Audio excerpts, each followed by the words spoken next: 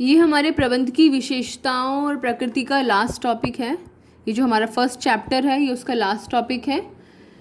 Next class में इस chapter से रिलेटेड क्विज़ के लिए तैयार रहिएगा। तो मैं आपको कुछ क्वेश्चंस पूछूंगी और आप उसके आंसर्स अपने रजिस्टर में नोट करेंगे और फिर हम उनके आंसर्स मैच करेंगे। लास्ट हमारा टॉपिक है समन्वय, कोऑर्डिनेशन, कोऑर्डिनेट करना, मिलके चलना। जब भी कभी समन्वय की बात आती है तो मेरे दिमाग में कुछ चीज़ें आती हैं। नंबर 1, जैसे कि आपने म्यूज़िकल ऑर्केस्ट्रा देखा होगा, ऑर्केस्ट्रा जहाँ पर बहुत सारे लोग, कभी आपने AR रहमान का लाइव कॉन्सर्ट अगर टीवी पर देखा हो तो कैसे वहाँ पर बहुत सारे लोग, कोई तबला बजा रहा होता है, कोई फ्लूट बजा रहा है, तो जो एक व्यक्ति होता है जो 2 डंडे लेके खड़ा हुआ होता है वो एक को इंस्ट्रक्ट करता है तो वो चुप हो जाता है, तो फिर वो दूसरे व्यक्ति को बोलता है तो वो बोलना शुरू कर देता है। अगर उसके ये डंडे गड़बड़ा जाएं तो शायद वो जो म्यूज़िक है वो कुछ गड़बड़ बन जाएगा। आपने NCC में भी देखा होगा, जो बीट्स बनाने वाले और बैंड वाले जो होते हैं वो भी उस डंडी की मदद से एक दूसरे को इंस्ट्रक्ट कर रहे होते हैं। दूसरा एग्जाम्पल जो मेरे दिमाग में आता है वो आता है हमारे स्कूल का टाइम टेबल। ये जो टाइम टेबल बनाया जाता है ये समन्वय का बहुत अच्छा उदाहरण है। कैसे टीचर्स को अलग अलग क्लासों में अलग अलग समय पर भेजा जा सकता है, या फिर अगर ट्रेन की, मेट्रो ट्रेन्स की समय सारिणी देखी जाए, टाइम टेबल देखा जाए, अगर ऐसा ना हो तो शायद सारी ट्रेनें एक दूसरे से टकरा जाएंगी। तो समन्वय, कोऑर्डिनेशन हर जगह ज़रूरी है। हर तरह के संगठन में, संगठन के प्रत्येक स्तर पर हर किसी को समन्वय करना पड़ता है, कोऑर्डिनेट करना पड़ता है। एक बहुत पुराना जोक भी याद आता है। कभी जब हम छोटे थे तो हमें जब समन्वय की परिभाषा पढ़ाई गई तो हमारे टीचर ने हमें सुनाया था। तो जब भी ये समन्वय वाला टॉपिक डिस्कस होता है तो मैं वो जोक ज़रूर सबके साथ शेयर करती हूँ। आपने वो 5 स्टार वाली ऐड ज़रूर देखी होगी जिसमें वो 2 भाई होते हैं, वो बोलते हैं पिताजी की पतलून जो है वो 2 बिलान छोटी कर देना। तो एक बार पिताजी जो है वो टेबल, खाने की टेबल पर, नाश्ते की टेबल पर सुबह बैठे हुए होते हैं। तो वो टेबल पर उनकी पत्नी भी बैठी होती है, उनकी बेटे की बहू भी बैठी होती है और उनकी बेटी भी बैठी होती है। तो पिताजी बोलते हैं कि भाई हमारा पजामा जो है वो 2 इंच छोटा कर देना। अब ये बोल के पिताजी तो चले जाते हैं, लेकिन उन्होंने किसको कहा ये बात क्लियर नहीं होती है। तो अब उनकी पत्नी को लगता है कि भाई क्योंकि मैं उनकी पत्नी हूँ तो मेरा धर्म बनता है कि मैं उनका पजामा जो है वो 2 इंच छोटा कर दूँ। तो उनकी पत्नी सुबह फटाफट पजामा उठाती है और 2 इंच छोटा करके रख देती है। दोपहर को उनकी बेटी को याद आता है कि पापा ने काम दिया था, किसी और ने तो किया नहीं होगा, क्यों ना मैं ही कर दूं। तो वो भी उठाती है कैंची और उनके पजामे को 2 इंच छोटा कर देती है। ये बात वो किसी के साथ शेयर नहीं करती है।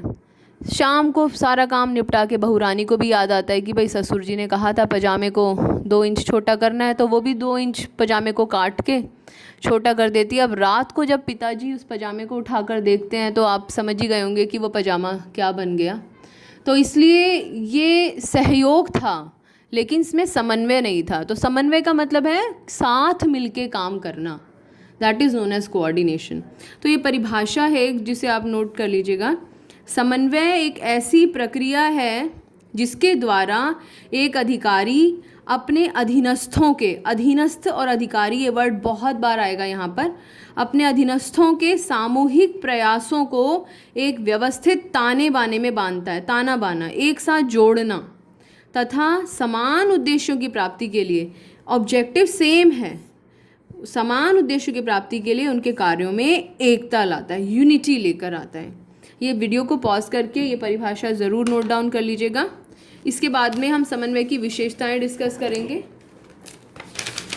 देखिए बच्चों, समन्वय की कुछ विशेषताएं बहुत इंपॉर्टेंट है। बहुत बार स्ट्रेट फॉरवर्ड क्वेश्चन आता है, बिल्कुल स्ट्रेट फॉरवर्ड क्वेश्चन जो कि हमसे पूछा जाता है। पहली विशेषता कह लीजिए या प्रकृति कह लीजिए, फर्स्ट पॉइंट है सामूहिक कार्यों में एकात्मकता लाता है।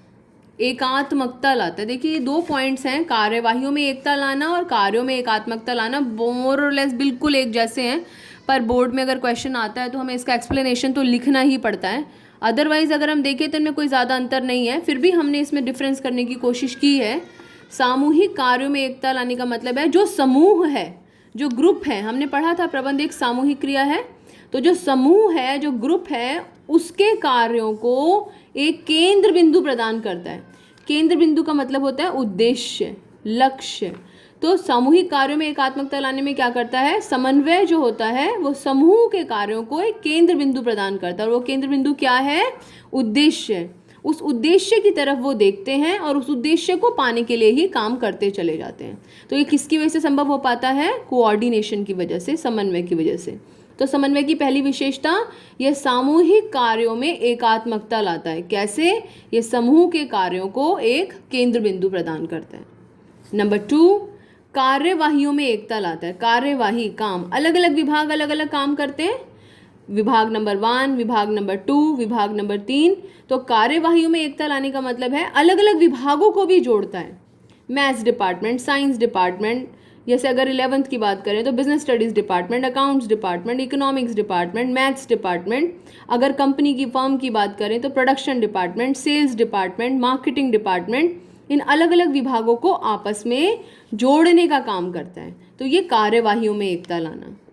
नंबर 3, तीसरी विशेषता, निरंतर चलने वाली प्रक्रिया है। ये वाला पॉइंट हमने प्रबंध में भी पढ़ा था, प्रबंध की विशेषता में भी, कि प्रबंध निरंतर चलने वाली प्रक्रिया है। देखिए, प्रबंध के 5 कार्य होते हैं। कितने कार्य होते हैं, 5। नंबर 1, नियोजन, संगठन, नियुक्तिकरण, निर्देशन और नियंत्रण। ये 5 कार्य संगठन में लगातार चलते रहते हैं, और समन्वय, कोऑर्डिनेशन लगातार, एक प्रबंधक का काम होता है कि इन 5 कार्यों को एक दूसरे के साथ लगातार जोड़कर रखे।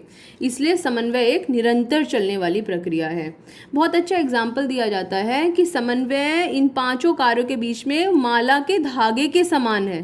जैसे माला के बीच में धागा होता है ना, अगर वो धागा टूट जाए तो माला के सारे मोती बिखर जाएंगे। तो माला में उस धागे की तरह होता है समन्वय, जो कि उन सभी कार्यों को एक साथ जोड़ कर रखता है। समन्वय की चौथी विशेषता कि यह सर्वव्यापी है। जैसे हमने प्रबंध में पढ़ा था, प्रबंध सर्वव्यापी है। जब भी सर्वव्यापी शब्द आएगा हमें हमेशा यही एक्सप्लेनेशन देना है। क्या, क्योंकि हर तरह के संगठन में, हर तरह के संगठन का मतलब चाहे वो लाभ कमाने वाला संगठन हो, चाहे वो गैर लाभकारी संगठन हो, और संगठन के प्रत्येक स्तर पर, हर लेवल पर, चाहे वो उच्च स्तर हो, चाहे वो मध्य स्तर हो, चाहे वो परिचालन स्तर हो, सब जगह समन्वय की आवश्यकता होती है। 5वां पॉइंट, सभी प्रबंधकों का दायित्व होता है। जब संगठन के हर स्तर पर समन्वय है तो डेफिनेटली हर स्तर के प्रबंधक का दायित्व बनता है कि वो समन्वय करे। कितने स्तर होते हैं, उच्च स्तर, मध्य स्तर और तीसरा परिचालन स्तर। तो ये सभी प्रबंधकों का दायित्व होता है कि वो समन्वय करें। और लास्ट पॉइंट, समन्वय जो होता है ये एक सोचा समझा कार्य होता है। देखिए, हमने बताया व्यक्ति सोच के समन्वय कर रहा है, अनायासी नहीं हो जाता है, अचानक से ही टाइम टेबल नहीं बन जाता है, अचानक से ही ऑर्केस्ट्रा म्यूजिक नहीं निकालने लग जाता है। डिसाइड किया जाता है, पहले ये होगा, फिर ये होगा, फिर ये चुप होंगे, ये काम किया जाएगा, ऐसे ही टाइम टेबल में। ऐसे ही रेलवे की, मेट्रो ट्रेन की जो समय सारणी होती है, सब जगह प्लान किया जाता है। तो सोचा समझा कार्य होने का मतलब होता है कि ये प्लान्ड होता है, नियोजित होता है। एक बार फिर से देखेंगे, एक बार फिर से रिवाइज करेंगे समन्वय की विशेषताएं। पहली विशेषता क्या लिखी है आपने, पहली विशेषता, सामूहिक कार्यों में एकात्मकता लाता है। पहली विशेषता, सामूहिक कार्यों में एकात्मकता लाता है। दूसरी विशेषता, कार्यवाहियों में एकता लाता है। तीसरी विशेषता, निरंतर चलने वाली प्रक्रिया, जो कि हमने प्रबंध में भी पढ़ा था। चौथी विशेषता, हर तरह के संगठन में, संगठन के प्रत्येक स्तर पर, क्या बोलते हैं इसको, सर्वव्यापी। पांचवी विशेषता, सभी प्रबंधकों का दायित्व। और छठी विशेषता कि यह एक सोचा समझा कार्य होता है। नेक्स्ट क्लास में क्विज के लिए, इस चैप्टर के क्विज के लिए तैयार रहिएगा और यहाँ तक का सारा काम कंप्लीट कीजिएगा, मैं आपसे पूछूंगी। Thank you.